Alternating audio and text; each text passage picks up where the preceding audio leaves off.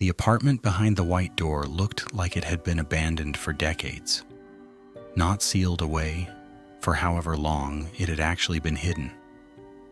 Dust lay thick over every surface. A couch sat rotting under a collapsed bookshelf. The air smelled like wet paper and something underneath that, something Mason didn't want to name. He should have run. Instead, he stepped inside, phone light sweeping across a room that felt, somehow, like it had been furnished by someone imitating a home rather than living in one. Close, but not quite right, like a stage set built from memory rather than experience. Family photographs lined one wall, and every face in every frame had been scratched out with something sharp, gouged down to the bare paper underneath, except for one. In the last photo on the wall, a single face remained untouched. A woman, mid-laugh, unaware that everyone standing beside her had been erased. On a side table, Mason found a journal, its cover swollen with old water damage. Most of the entries were illegible, but one page near the middle had been written in block capitals so hard the pen had torn through in places. If you hear yourself talking, do not answer. It learns your voice first. A radio on the kitchen counter clicked on by itself, static rolling into a faint, warped melody Mason didn't recognize, playing at a volume just low enough that he had to strain to be sure it was really there. And then, from somewhere deeper in the apartment, a second bedroom maybe, or somewhere the flashlight hadn't reached yet, Mason heard his own voice. Not similar, not close. His voice, calling his own name, casual, almost bored, the way you'd call someone in for dinner. "Mason, you're home early." The radio died mid-note. The apartment went utterly silent, the kind of silence that feels like it's pressing against your eardrums. Mason didn't wait to hear the voice again. He turned and ran back through the white door, back through the narrow hallway, and didn't stop until he was back in his own apartment with the door locked and both deadbolts thrown. He checked his phone again on the way back to his own door. 2:07 a.m. He'd cut it closer than he realized. Behind him, right on schedule, the seam in the wallpaper drew itself shut with a sound like a held breath finally being let out, and by the time Mason glanced back over his shoulder, there was nothing left but beige wallpaper and the faint gray dust already settling on the soles of his shoes. He told himself it wouldn't happen again. He was wrong.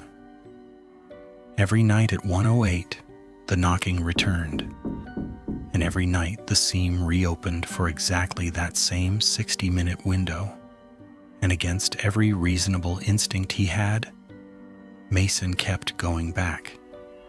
Not because he wanted to, but because something about the apartment had started to feel like it was pulling at a thread already sewn into him, one he couldn't stop tugging, even as it unraveled something he needed. He learned to watch the clock the way some people learn to watch a stove burner. 1:08 to 2:08. Never a minute more. It was on the fourth night that he first saw himself in the mirror and didn't move when he did. He'd caught his reflection in the hallway mirror on his way to the bathroom, the same as any other night, except this time the reflection was a half-second late, turning its head after Mason had already turned his, smiling after Mason's face had already gone still. He froze. The reflection kept smiling. He told himself it was exhaustion. He told himself a lot of things that week. On the sixth night, he went back to apartment 108 one more time, telling himself it would be the last, that he only wanted answers, that he'd leave the second things felt wrong. Things had already felt wrong for days. He went anyway. This time, when he stepped inside, someone was waiting for him in the front room. It looked exactly like Mason. His clothes, his haircut, his tired, unslept eyes. It stood in the same posture he stood in when he didn't know he was being watched. And it tilted its head at precisely the angle Mason tilted his when he was nervous.